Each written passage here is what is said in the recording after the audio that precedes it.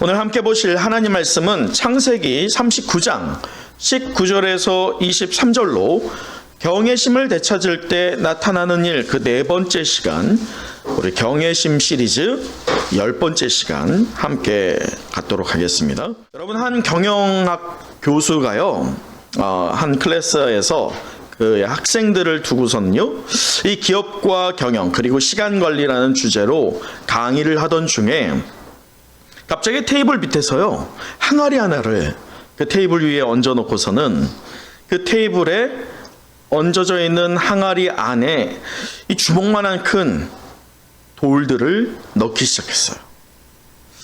학생들은 굉장히 의아했습니다. 교수님 왜 저러시지? 라는 마음에서요. 근데 그 교수님이 잠자코 주먹만한 돌들을 항아리 아귀까지 꽉 채운 다음에 학생들에게 이렇게 질문했어요. 자, 여러분, 제가 지금 이 항아리에 주먹만한 돌들을 채웠습니다. 가득히 찼습니까? 라고 물었더니 여러분 어떻게 대답하시겠어요? 네, 라고 학생들은 당연하다듯이 대답을 했어요. 그랬더니 이 교수님은 또 테이블 밑에서요, 이번엔 자그마한 조약돌들을 올려놓고서는 그것을 몇 움큼 그렇게 가득 차 있는 항아리 안에 넣기 시작했어요. 들어갈까요? 안 들어갈까요? 교수님이 안 들어가죠, 사실. 흔들기 시작하는 거예요. 흔들더니 그 위에 있던 조약돌들이 어떻게 돼요? 그 큰 주먹만한 돌들 사이사이에 들어가기 시작했어요. 그리고서는 교수님이 학생들에게 똑같이 질문합니다. 자, 여러분, 가득히 찼습니까? 이때부터는 학생들이 긴가민가한 거예요. 바로 여러분처럼 말이죠. 그래서 자신 없는 말투로 네 라고 대답을 했습니다. 그랬더니 교수님이 이번에 또 테이블 밑에서 무엇을 꺼낼까요? 모래를 꺼내는 거예요. 그리고 모래를 또 그 항아리에 붓기 시작하고 또 항아리를 어떻게 했어요? 흔들었어요.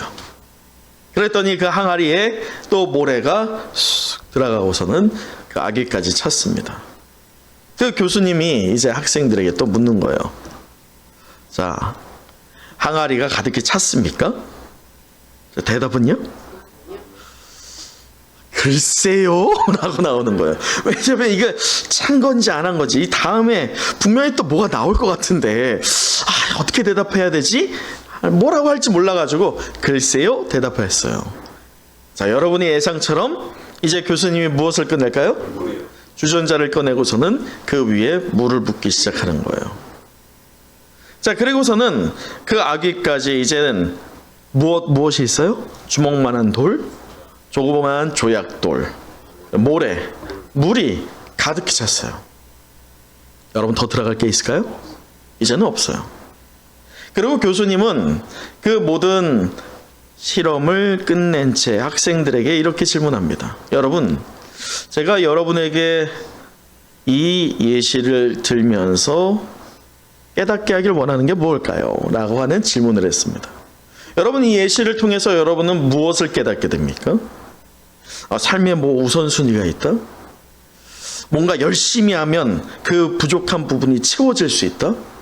흔들어대면 우리가 하나님께 뭔가 응답을 받을 수 있다?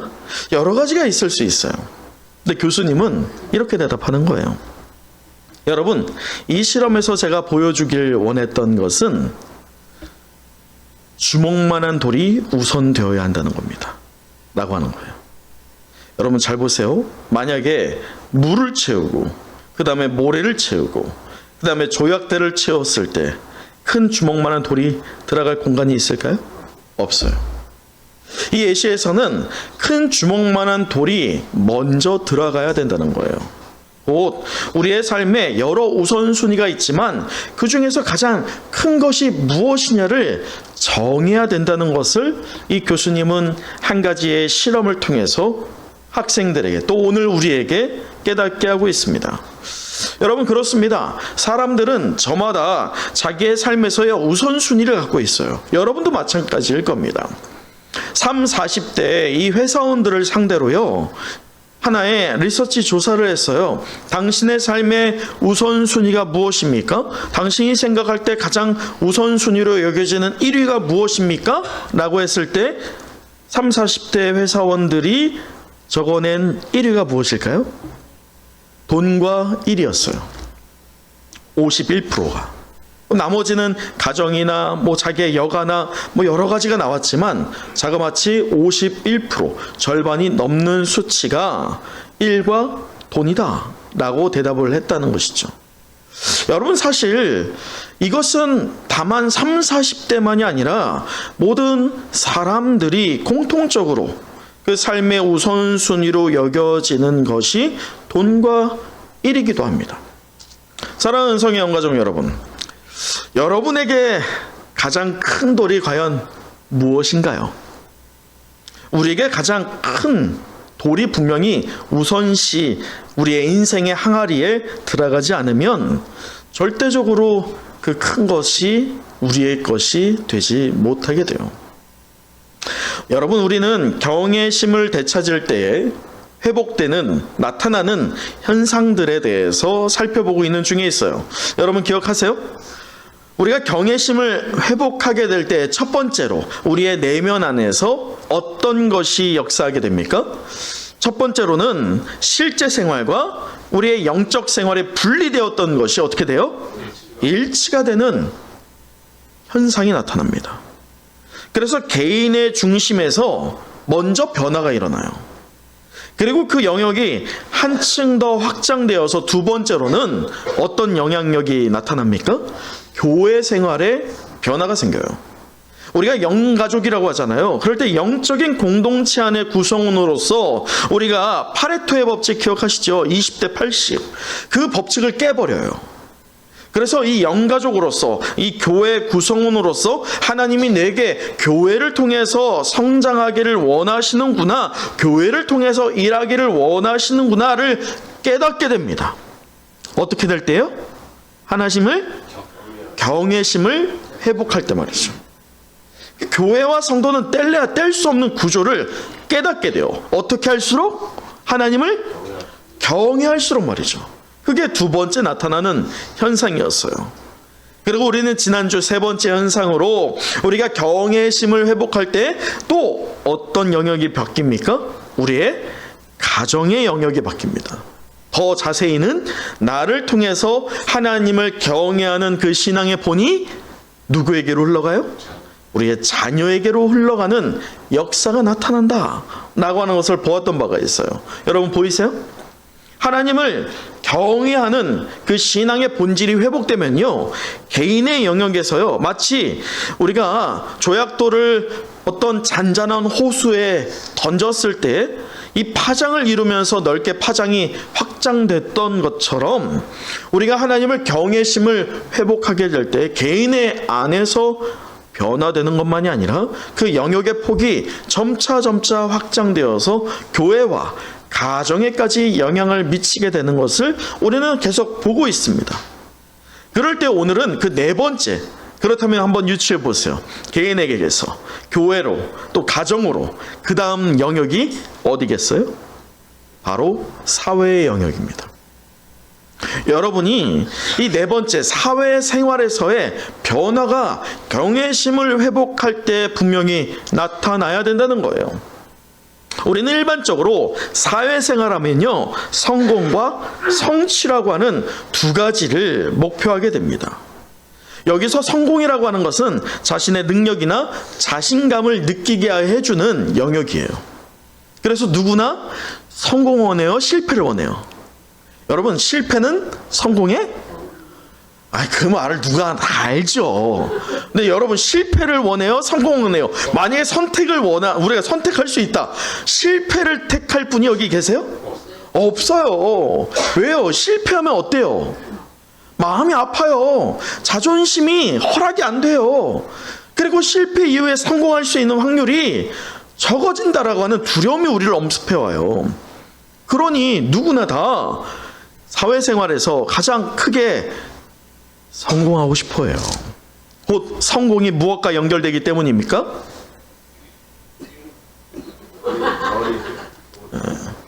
뭐니 해도 머니라고 하는 그 머니, 돈과 연결되기 때문이에요. 또 성취라고 하는 것은 우리의 정체성과 업적의 지표가 됩니다.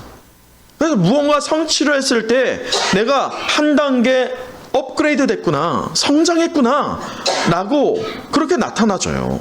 그러다 보니요, 이 세상에서요, 어떤 물질적인 잣대로 성공하거나 또는 어떤 지표적인 것으로 성취한 사람이 우리 사람들의 모델이 되기도 합니다. 그래서 매년요, 조사하는 게 뭐냐면 매년 누가 돈이 가장 많을까를 조사를 합니다.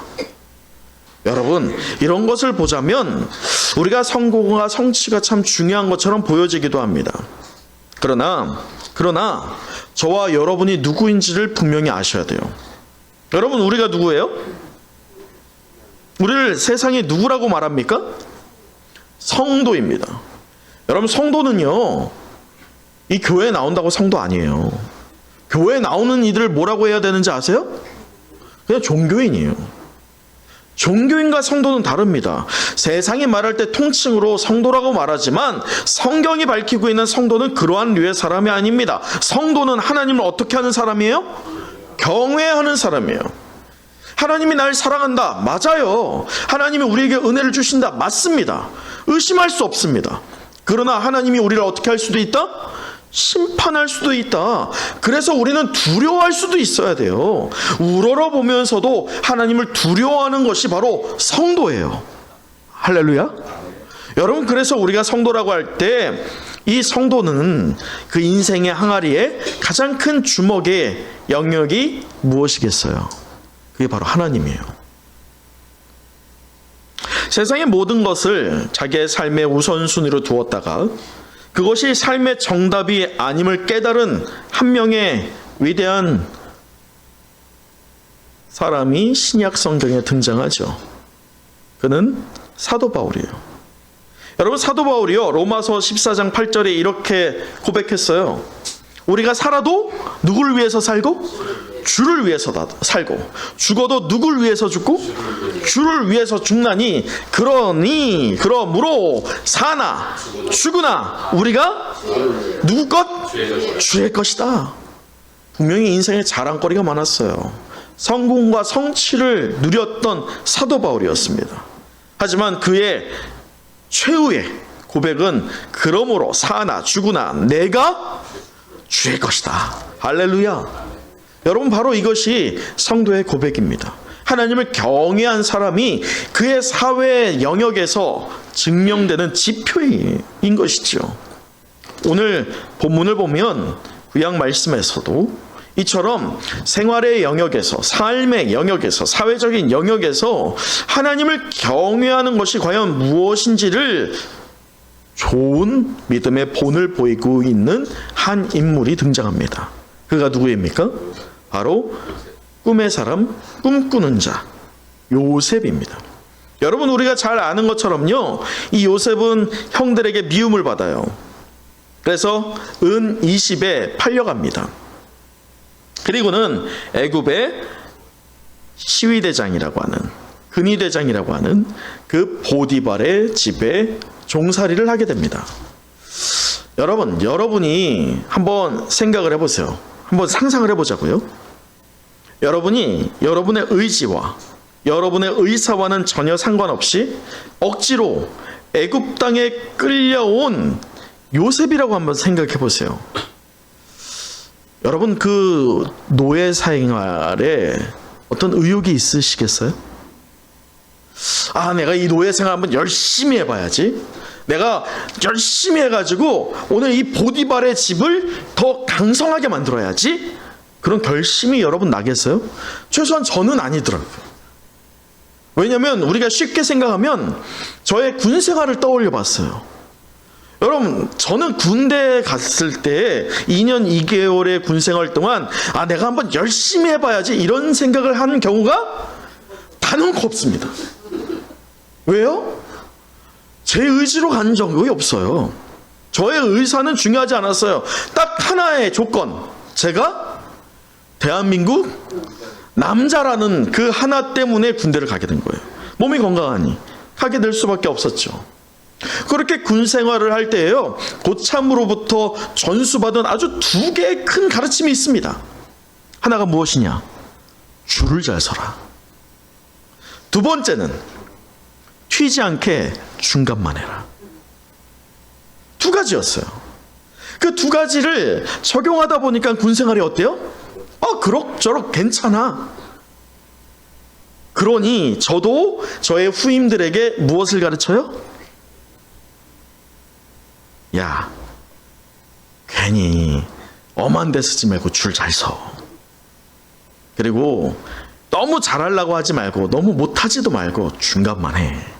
라는 가르침을 가르쳤단 말이죠. 그게 어떻게 보면 군 생활에서의 정형화된 답이었어요.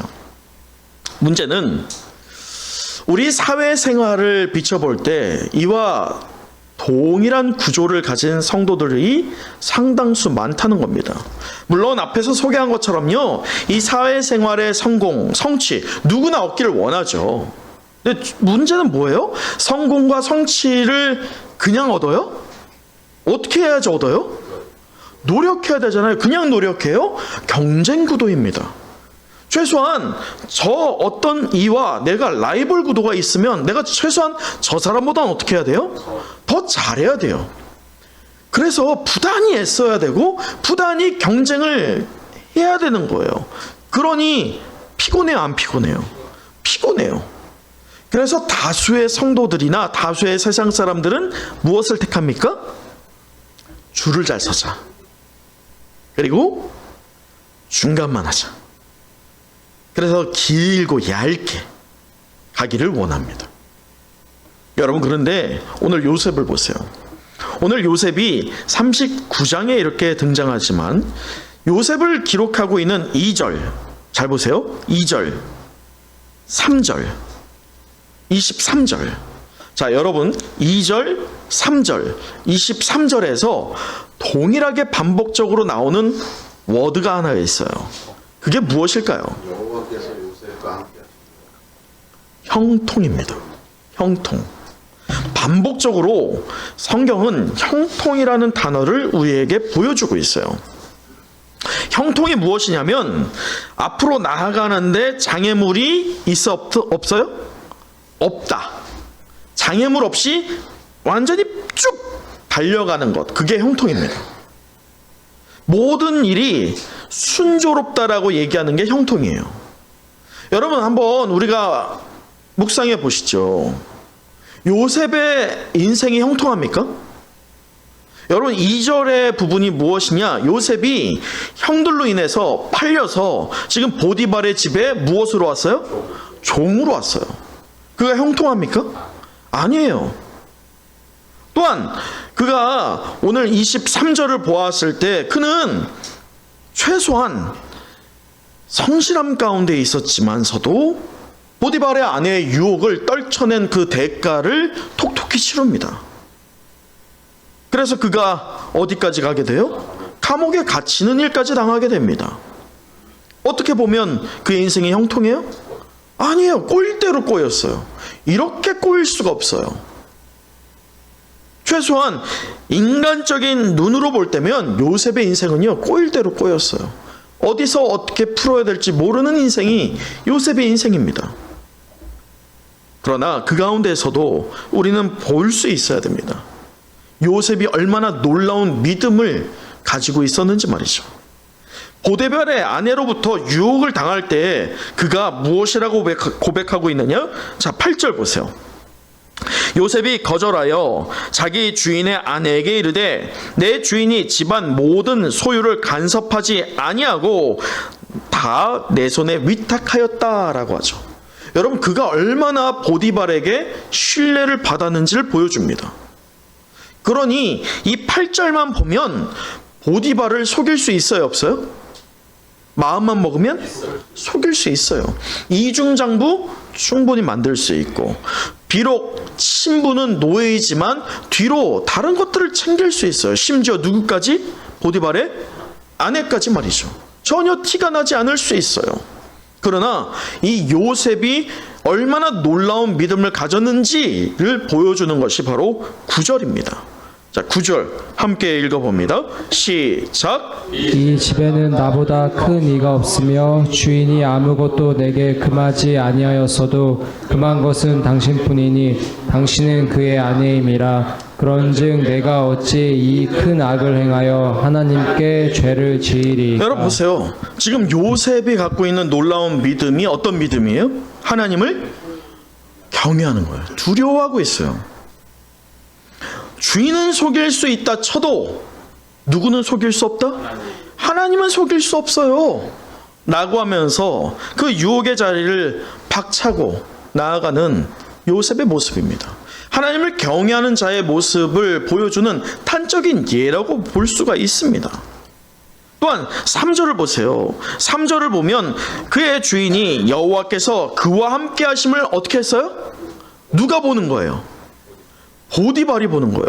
여러분 잘 보셔야 돼요. 주의 주인이 여호와께 그의 주인 곧 보디발이 여호와께서 그와 함께 하심을 보고 이게 무엇이냐? 여러분 함께 한다는 게 눈에 보여요, 안 보여요? 함께 한다는 것을 보디발이 뭘 보았던 걸까요? 형통이에요? 아니에요. 요셉의 행동이에요. 행동거지. 그 행동거지가 종살이에요. 여러분 분명히 이 보디발이 이 성경에 나와 있지 않지만 요셉에게 이 가정의 모든 것들을 맡길 정도라고 한다면 요셉과 친했을까요? 안 친했을까요? 친했어요. 요셉과 이 많은 부분의 대화를 했을 거예요. 그렇다면 이 요셉이 어떤 스토리로 지금 자기의 집에까지 왔는지를 알아요? 몰라요? 알아요. 그럼에도 불구하고 이 성경의 전체적인 맥락에서 볼 때 요셉이 이 보디발의 눈에 어떻게 보였을까? 분명히 불평을 할 만한 상황이에요. 분명히 어떤 정도, 중간 정도만 하면 돼요. 튀지 않기만 하면 돼요. 또 자기에게 줄을 대가지고 좀 잘 보이길 원하는 그런 모습들이 보일 수도 있죠. 많은 종들이 그랬으니까. 요셉은 어때요? 그러지 않았다는 거예요. 사람에게 줄을 대려고 하지 않았고요. 중간 정도만 하자 그런 마음이 없었어요. 요셉은 성실함이 있었어요. 꾸준함이 있었어요. 그러한 성실함을 보디발은 본 거예요. 자, 그러고 나서 3절 계속 보세요. 또 여호와께서 그의 범사에 무엇하심을? 형통하심을. 여러분 보세요. 눈에 보여지는 상황은 형통이 아니에요. 성경이 말하고 있는 형통은 이 인생의 완전 평탄의 대로처럼 우리가 거스를 거 없이 쭉 마치 하이웨이를 달려가는 것처럼 그렇게 달려갈 것이다. 우리는 기도를 그렇게 하잖아요. 성경의 형통은 그게 아니에요. 여기에서 형통은 그의 인생이 꼬일 대로 꼬인 것 같이 보이다 한다 할지라도 요셉이 누구를 바라봐요? 하나님을 바라보는 것, 그것이 요셉의 인생에서의 진정한 형통이라는 것이에요. 눈으로 볼 때는 불평할 만한 상황이에요. 좌절할 만한 상황이에요. 하나님께 한 소리 할 만한 상황이에요. 그럼에도 하나님을 무엇하는 거예요? 신뢰하는 것. 그게 바로 요셉이 보여줬던 신앙의 모습이에요. 지금 이것이 누구에게까지 영향을 미치고 있습니까? 보디발에게까지 영향을 미치고 있는 거예요. 흥미로운 점은요, 오늘 본문을 보면 하나님을 향한 경외심을 소유하고 있는 이 요셉의 사회생활을 알아본 다른 한 일을 보여주고 있습니다. 그가 누구인가요? 21절 우리 같이 읽어보도록 할까요? 21절 시작. 여호와께서 요셉과 함께 하시고 그에게 인자를 더하사 간수장에게 은혜를 받게 하시며. 그가 누구예요? 간수장입니다. 그 역시나 억울하게 감옥에 갇혀있는 중에서도 최선을 다하고 있는, 여러분 죄수가 최선을 다할 수 있는 게 뭐가 있겠어요? 죄수가 할 수 있는 영역이 뭐가 있겠어요? 없어요. 그러나 그 안에서 최선을 다했다라고 한다는 것은 그가 이 죄수이지만 할 수 있는 영역 안에서는 요행을 피지 않았다는 거예요. 그가 감옥에 있을 때, 여러분 감옥에 있을 때 누구한테 잘 보이는 게 가장 좋겠어요? 간수장이겠죠. 그러지 않았다는 거예요. 다른 죄수들은 자기에게 줄을 대려고 하고 있고 또 적당히 그냥 어차피 할 수 있는 게 없으니 그냥 모든 걸 내려놓은 채 그냥 중간만 하자 라고 하는 이 죄수들이 얼마나 많았겠냐고요. 그러한 중에서도 이 간수장의 눈에 왜 요셉이 들어왔냐는 겁니다. 요셉이 다른 죄수들과 어떻게 보였다는 거예요? 다르게 보였다는 거예요. 여러분, 이것이 중요합니다. 우리가 사회생활을 할 때요, 우리가 같냐 다르냐, 곧 세상과 같은 생활의 영역을 갖고 있으면서도 무언가 다른 요소를 드러내고 있느냐 아니냐를 누가 가장 민감하게 알아요? 여러분의 일터에서 여러분 주변에 있는 사람들이 가장 잘 알아요. 오늘 최선을 다하고 있는 이 요셉의 그 생활을, 사회생활을 알아본 그 간수장, 그럴 때 그 간수장이 어떻게 해요? 22절, 옥중 죄수를 다 요셉의 손에 맡깁니다. 여러분, 이게 원래 누구의 역할이에요? 간수장의 역할이에요. 간수장이 지금 누구에게 맡기는 거예요? 여러분, 우리 옛날 속담에 뭐가 있어요? 고양이에게? 아니, 생선을 맡긴다? 고양이가 잘 지키냐고요. 그러면 세상에 이런 일이 나와야 돼. 동물 농장에 나와야 돼. 우리 애들이 요즘에 동물 농장에 빠졌는데. 네. 그런데 나와야 되지 않겠어요? 그것처럼 간수가 아닌 죄수에게 죄수를 맡긴다? 있을 수 없는 일입니다. 그런데 그런 일이 일어나고 있어요. 또 22절에 계속 보면 그 재반 사물을 누가 처리해요? 요셉이 처리합니다. 지금 보디발이 신뢰했던 것 이상으로 간수장 역시나 요셉을 신뢰하고 있어요. 여러분, 놀랍지 않으세요? 기적과도 같은 일입니다. 이게 다만 요셉이 어떤 성공과 성취를 이뤄서일까요? 아니면 중간만 하고 줄을 잘 섰기 때문일까요? 요셉이 이렇게 보여주는 게 그냥 어떤 우연의 운이 좋아서였을까요? 성도들은 사회생활에서 줄을 잘 서라. 튀지 않게 중간만 적당히 해라.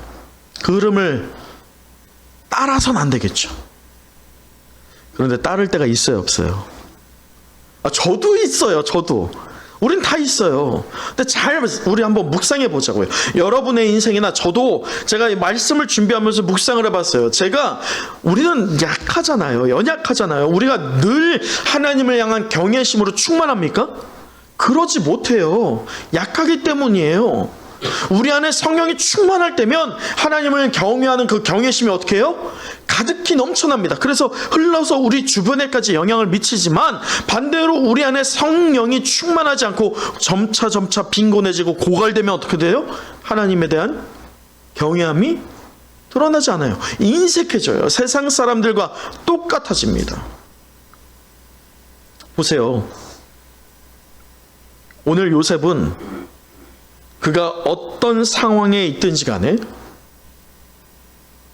줄을 서거나 중간 정도만 하는 그러한 안일한 신앙의 삶을 살지 않았어요.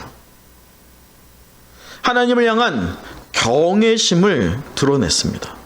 그럴 때 그 경외심이 하나님이 아시고 하나님께서 요셉에게 형통함을 주셨지만 또한 누가 그걸 알아봤다고요? 주변에 있는 이들이 요셉이 무언가 다르구나. 저희는 요행을 피지 않는구나. 어떤 상황 가운데에도 꾸준하구나를 인정했다는 거예요. 반대로요, 성도들이 사회생활 가운데에서 성공이나요, 성취에 초점을 맞추잖아요. 어떤 현상이 나오느냐? 가정생활이나요, 영적 생활이나 또는 교회 생활이 점차 그 시간의 영역이 어떻게 돼요? 줄어들어요. 사회에서 성공을 거둔다는, 성취를 거둔다. 결국은 물질적인 세계관의 어떤 우선순위, 그것이 큰 돌이 되어서 항아리를 채우는 것이죠. 그러니 하나님과 연계되어 있는 영역들이 점차 그 시간이 어떻게 돼요? 줄어들어요. 최소화합니다. 그것이 조금만 더 커지기를 누군가가 원하고 바라면 어떻게 반응해요? 파르르 떨면서 왜 내게 부담 주냐고. 라고 반응합니다. 그것이 오늘날의 성도들의 모습이죠. 그러니 당연히 그 성도에게서 하나님을 경외하는 경외심이 어떻게 돼요?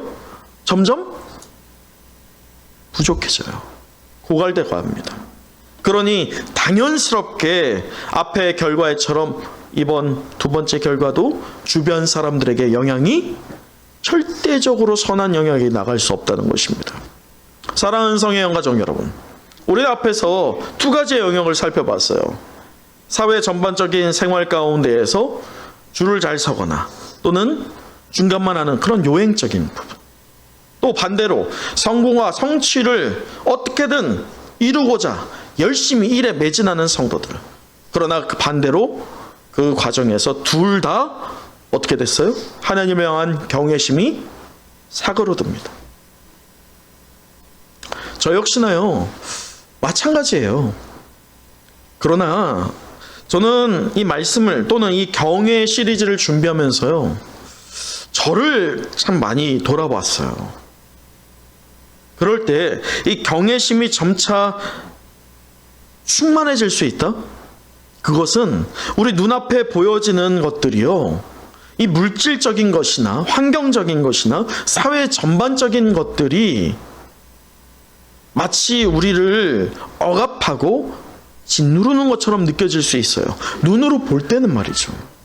그런데 하나님을 경외함으로 영적인 눈이 떠지면요, 그 모든 상황이 완전히 역전됩니다. 왜냐? 그 모든 것을 누가 만들었어요?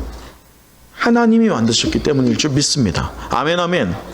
하나님이 만드셨다라고 하는 그 분명한 사실을 믿음으로 붙잡고 신뢰할 때는요, 이제 더 이상 우리에게 두려움은 있지 않아요. 우리는 누구만 보면 되는 거예요? 하나님만 보면 될 줄 믿습니다. 그럴 때 하나님이 저와 여러분에게 형통함을 누리게 하실 줄 믿습니다.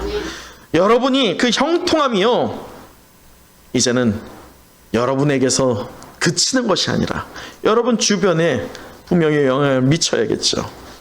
말씀을 마칩니다. 오늘 우리는 경외심을 되찾을 때 나타나는 일, 그 네 번째 시간을 가졌는데, 우리 마지막 23절 함께 읽어보도록 하죠. 23절 시작. 간수장은 그의 손에 맡긴 것을 무엇이든지 살펴보지 아니하였으니 이는 여호와께서 요셉과 함께 하심이라. 여호와께서 그를 범사에 형통하게 하셨더라. 사랑하는 성의 영가족 여러분, 혹시 무슨 일이 자꾸 꼬이고 제대로 되지 않으십니까? 저도 이 교회 생활, 교회 담임을 하면서 교회를 운영하잖아요. 생각대로 되지 않을 때가 참 많아요. 그럴 때 저는요, 뭐가 잘못됐을까? 원인을 분석하긴 합니다. 하지만 가장 먼저 점검하는 게 있다면 무엇이냐? 하나님이 지금 나와 함께하고 있느냐? 바로 이것이에요. 여러분도 저와 같이 때때로 인생이 마음대로 되지 않고 꼬여있다라고 느껴질 때면 그 원점으로 돌아가세요. 하나님과 내가 함께하고 있는가? 하나님은 나와 함께 하시길 원하는데 정작 내 마음이 닫혀서 하나님과 함께하지 않고 있는가? 내 삶의 우선순위가 과연 하나님이 맞느냐를 점검해 보시길 원합니다. 여러분, 하나님을 경외하는 사람과 하나님은 함께 하실 줄 믿습니다. 아멘, 아멘. 하나님께서 함께 하셔서요, 그 특별한 은혜를 받은 성도는 이 생활 영역에서도요, 범사의 형통함을 경험하게 됩니다. 뿐만 아니라 이렇게 하나님의 자녀라는 그 분명한 정체성이 우리의 생활 영역 가운데에서 규정될 때에 하나님이 주시는 형통함이요, 이제 내게만 있는 것이 아니라 보디발과 간수장에게 영향을 미쳤던 것처럼 우리의 사회 영역에서, 생활 영역에서 우리의 주변에 맺고 있는 사람들에게 충만하게 형통함을 영향 미치는 우리 모든 은성의 영가족 되기를 간절히 축원합니다. 우리는 무엇보다 우리와 함께 하시겠다라고 하는 하나님의 약속을 붙잡고 살아가는 성도입니다. 여러분, 그것이 바로 성도예요. 그 성도는 하나님을 경외하는 사람들입니다. 이제 하나님께서 나와 함께 하시겠다라고 하는 그 약속을 신뢰함으로, 믿음으로 붙잡고 우리의 사회생활에서 어떻게 해야 돼요? 성실해야 돼요. 그게 경외하는 자가 마땅히 보여야 할 믿음의 반응입니다. 또한 그렇게 성실할 때에 내가 누군가 날 인정해 주겠지? 그런 생각하지 마세요. 자연적으로 인정됩니다. 하나님이 먼저 인정하실 것이고, 하나님의 형통함이 우리와 함께 하심을 우리의 주변 사람들도 보게 되므로 그들도 우리를 인정할 것이에요. 또 그것만이 아니라 그들도 우리에게 부어주시는 하나님의 형통함을 동일하게 누리게 될 줄 믿습니다. 이 약속의 말씀을 붙잡고 이제 여러분의 사회생활 영역에서, 직장과 또한 사업과 맺고 있는 관계 안에서 선한 영향력을 널리 그 파장을 널리 가능한 널리 퍼뜨리고 형통함을 본으로 드러내는 우리 모든 은성의 영가족 되기를 간절히 소망합니다.